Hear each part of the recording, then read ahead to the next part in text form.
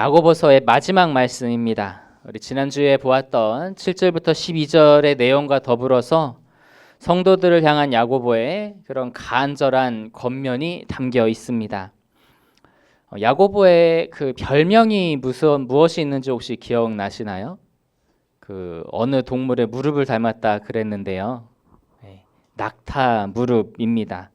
왜 낙타 무릎이냐면 너무 기도를 열심히 한 나머지 무릎 관절이 낙타같이 되었다고 해서 낙타 무릎이라고 해요. 또 그리고 낙타가 자주 무릎을 꿇는 습성이 있어서 자주 늘 하나님 앞에 무릎을 꿇는다라고 해서 낙타 무릎이라는 별명이 있습니다. 그만큼 야고보가 기도의 사람이었어요. 그래서 이 마지막까지 야고보서에 자기가 기도할 것을 성도들에게 권면하는 모습이 나옵니다. 기도할 것을 권면하면서 이제 신앙의 기본기를 잘 다지라고 이야기를 하고 있어요. 우리 13절 말씀 같이 한번 보시겠습니다. 13절 시작. 너희 중에 고난 당하는 자가 있느냐? 그는 기도할 것이요. 즐거워하는 자가 있느냐? 그는 찬송할지니라. 13절에서 이제 야고보가 말씀하고 있는 이 고난은요, 여러 가지 종류를 다 포함하는 고난입니다. 그래서 선지자들과 같이 믿음으로 말미암아 당하는 고난일 수도 있고요, 그냥 이유 없이 당하는 고난일 수도 있고, 또 죄 때문에 오는 그러한 고난일 수도 있어요. 그런데 이제 인생을 살면서 어떤 고난, 어떤 종류의 고난이 다가온다고 할지라도 야고보가 제시하는 해결책이 한 가지예요. 그게 무엇이라고요? 기도인 겁니다. 야고보는 고난이 있을 때에 오직 기도하라라고 그렇게 말씀하고 있어요. 그리고 인생 여정에서 즐거운 일이 있을 때는 무엇하라고 하지요? 찬송하라라고 합니다. 즐거움을 주신 하나님께 감사하라는 거죠. 그런데 이게 정말 중요한 말일까요? 기본 아닌가요? 이거를 꼭 그렇게 강조해서 이야기할 필요가 있었을까요? 이게 당연할 것 같지만 이런 당연한 신앙의 기본조차 지키지 못할 때가 많이 있다는 것을 우리는 알게 됩니다. 우리가 연약하기 때문에 그렇죠.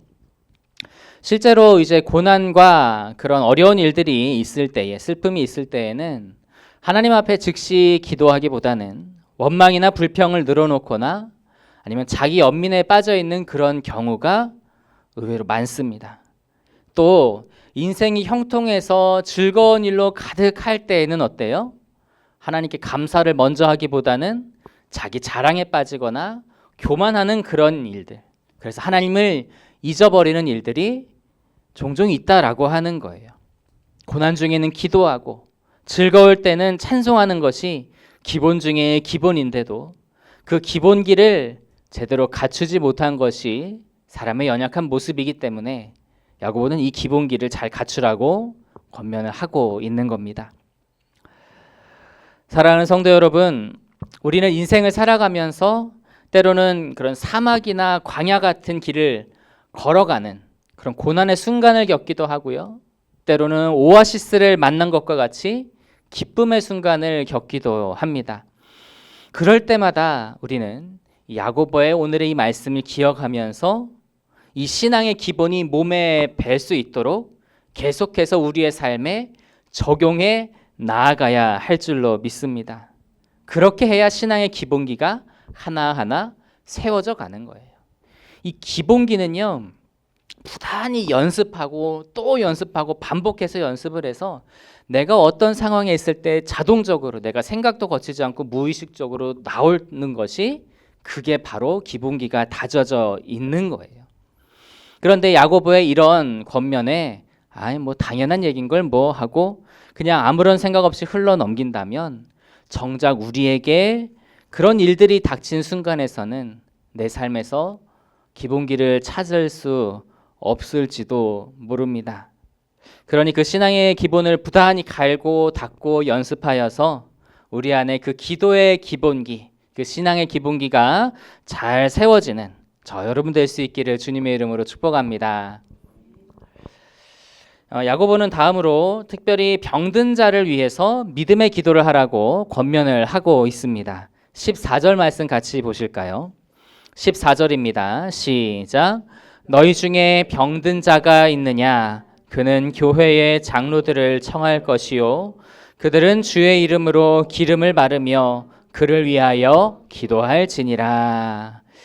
이 야고보는 공동체 내에 병든 사람이 있을 때 그를 위하여 무엇하라고요? 기도하라고 이야기를 합니다.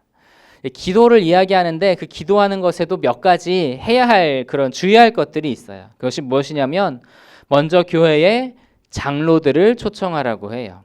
이 장로들이라고 하는 것이요, 다른 곳에서는 이제 감독이라고도 쓰이기도 합니다.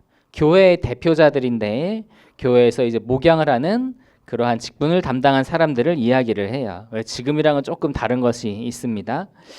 어쨌든 그런데 자세히 보면 이 장로 한 사람이 아니라 장로들 여러 사람을 초청하라고 그렇게 이야기를 하고 있어요.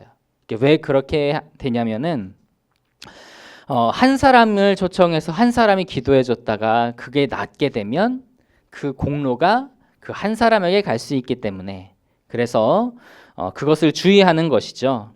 그러면서 또 주의할 것이 무엇이냐면 주의 이름으로 기도하라라고 그렇게 이야기를 합니다. 이것은 병의 그 치유하는 능력이 어디에서 오기 때문에? 하나님으로부터 오기 때문에, 그래서 하나님께 부르짖으라고 그렇게 말을 하는 거죠. 그리고 또 하나는 병자에게 기름을 바르라라고 그 말을 하고 있어요. 그 과거에 고대 시대에는 그 병든 사람을 이제 치료하기 위해서 기름을 발랐습니다. 왜 선한 사마리아인도 강도 만난 사람에게 이제 포도주와 기름으로 이렇게 싸며 주잖아요. 기름을 발라주는 것은 치료 행위입니다. 그래서 이제 전문적으로 치료받을 수 없으니까, 그러니까 이렇게 치료 행위를 해주라는 얘기인데, 치료 행위를 동반하라는 얘기예요. 그러면 이제 세 가지가 나왔어요. 이제 기도를 하는 것이고요, 그 다음에 기름을 바르는 것이고요, 네, 그리고 그 믿음의 사람들을 초청하라는 얘기예요. 근데 그 중에서 제일 강조하는 게 무엇이죠? 기도하는 겁니다. 기도의 능력을 야고보는 강조를 하고 있고 믿음으로 기도하라고 권면을 하고 있습니다. 우리 15절과 16절을 같이 한번 보시겠습니다. 15절과 16절 시작. 믿음의 기도는 병든 자를 구원하리니 주께서 그를 일으키시리라.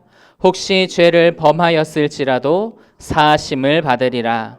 그러므로 너희의 죄를 서로 고백하며 병이 낫기를 위하여 서로 기도하라.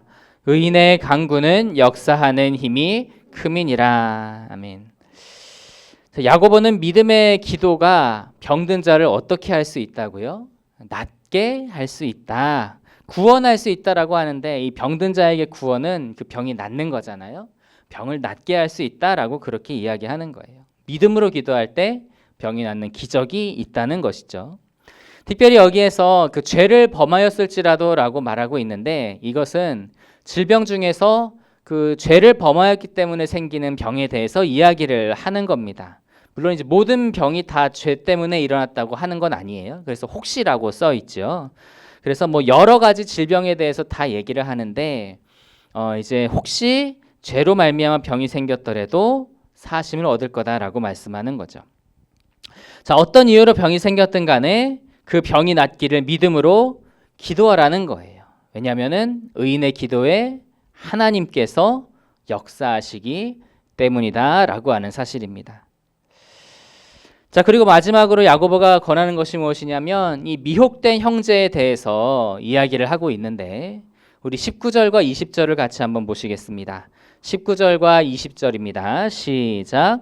내 형제들아, 너희 중에 미혹되어 진리를 떠난 자를 누가 돌아서게 하면 너희가 알 것은 죄인을 미혹된 길에서 돌아서게 하는 자가 그의 영혼을 사망에서 구원할 것이며 허다한 죄를 덮을 것임이라. 아멘. 이 야고보는요, 사탄에게 미혹이 돼서 진리를 떠난 사람을 누가 다시 돌이켜 오게 한다면 그의 영혼을 사망에서 구원한 것과 같다라고 얘기해요. 왜냐하면 사탄에게 미혹되게 될 때요, 그가 구원을 이전에 받았어도 다시 미혹되면서 어떻게 돼요? 하나님을 떠나서 다시 죄의 권세로 들어가게 되고, 하나님의 자녀에서 다시 죄의 종이 되고요. 그리고 영원한 생명에서 영원한 사망으로 옮겨지게 되는 거예요. 그래서 그 사망에서 구원할 것이다 라고 하는 말은 이 사단에게 미혹되어서 그 모든 것을 다 영원한 생명을 잃어버리고 그렇게 죄와 사망의 권세 밑으로 들어갔던 그 사람을 다시 복음으로 돌아오게 한 것을 이야기를 하는 겁니다. 그래서 예수 그리스도의 그 십자가로 인해서 죄의 결박에서 다시 한번 해방이 되고 영원한 생명에 다시 한번 들어오게 되는 것을 말하는 거예요. 그리고 허다한 죄를 덮을 것입니다 라고 하는데 이것은 미혹된 자가 과거에 이제 하나님께 범죄하였던 것들이 있잖아요. 그런데 주님께 돌아오는 과정 속에서 회개하고 돌이키는 과정 속에서 하나님께서 그의 죄를 더 이상 기억하지 않을 것이라고 그렇게 말하는 것입니다. 그러니까 회개하고 돌아왔으니까 하나님께서 어떻게 해요? 다시 받아주시겠다라고 하는 거죠. 이 미혹된 사람, 그러니까 우리 지금 말로 하면 좀 이단에 빠진 사람이라고 할까요? 이단에 현혹돼서 빠진 사람을 다시 끄집어내는 것이 굉장히 어려운 일입니다. 초대교회에도 이단이 참 많이 있었어요. 그 유대교회 그런 율법을 지키게 하는 거짓 교사들도 많이 있었고요. 사도행전 8장에 보면 그 마술사 시몬이라는 사람이 이 영지주의라고 하는 이단을 만들었는데 그 이단이 기독교회, 초대교회에 아주 큰 적이었습니다. 많은 해악을 끼쳤어요. 또 여러 가지 이단이 있어서 초대교회 역사는 이단과의 투쟁의 역사입니다. 그런데 문제는요, 그런 이단에 현혹돼서 들어가면 다시 빠져나오기가 쉽지 않다는 거예요. 현 시대에도 이단에 미혹되어서 이제 피눈물 흘리시는 그런 분들이 있죠. 예를 들어 신천지의 가족이나 자녀가 빠져서 그거를 빼내기 위해서 정말 눈물을 흘리면서 수고하는 그런 분들이 한 예라고 볼 수 있죠. 정말 그렇게 미혹되면 다시 나오기가 어렵습니다. 그렇기에 이 미혹된 자를 돌아오게 하는 그 일은 굉장히 귀한 일이라는 거예요. 그래서 정말 그 일은 말 그대로 잃어버린 양을 되찾는 것이고요. 죽었던 영혼을 다시 살리는 일인 거예요. 그러니까 이 일에 얼마나 많은 기도와 눈물이 필요하겠냐는 거죠. 그래서 야고보가 이 이야기를 하는 것은 정확하게 미혹된 자를 다시 데려오기 위해서 기도하라라고 말하고 있지는 않지만 그래도 이 이야기를 하는 것은 그들을 다시 데려오기 위해서 기도하라라고 그렇게 말하는 것이라고 저는 그렇게 생각이 됩니다. 그래서 기도하라고 권면하는 것과 다를 바가 없다는 거예요. 자, 그래서 이 말씀을 보면서요, 정말 이 야고보는 편지를 마무리하면서 기도, 또 기도를 이렇게 이야기하고 있어요. 그가 기도를 그만큼 강조했던 것은 기도에는 무엇이 있기 때문에? 기도에는 능력이 있기 때문에 그렇습니다. 야고보는 엘리야를 예로 들면서 하나님이 기도를 통해 역사하신다는 것을 설명합니다. 우리 본문 17절과 18절을 같이 보시겠습니다.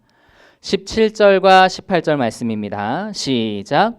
엘리야는 우리와 성정이 같은 사람이로되 그가 비가 오지 않기를 간절히 기도한즉 3년 6개월 동안 땅에 비가 오지 아니하고 다시 기도하니 하늘이 비를 주고 땅에 열매를 맺었느니라. 아멘. 엘리야는 이스라엘 사람들에게 가장 존경받는 선지자 중에 하나입니다. 그러니까 이제 그 세례 요한을 보고 엘리야냐라고 그렇게 물을 정도로 엘리야는 그 하나님의 이끄심을 받아서 이제 하늘로 올라간 정말 몇 안 되는 사람 중에 하나잖아요. 그래서 사람들이 가장 존경하는 선지자인데 그가 생전에 수많은 기적들을 일으켰어요.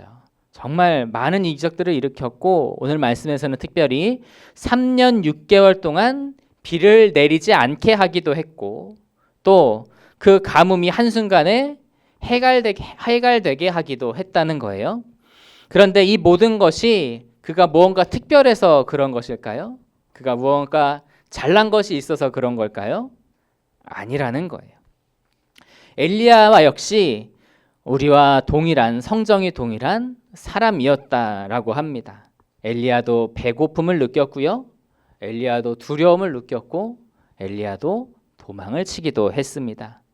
그럼에도 그가 그 놀라운 일들을 이제 일으켰던 것은 그가 간절히 하나님 앞에 기도했기 때문이다라고 하는 거예요. 그래서 그도 사람이고 우리도 사람인데 그 차이가 무엇이냐?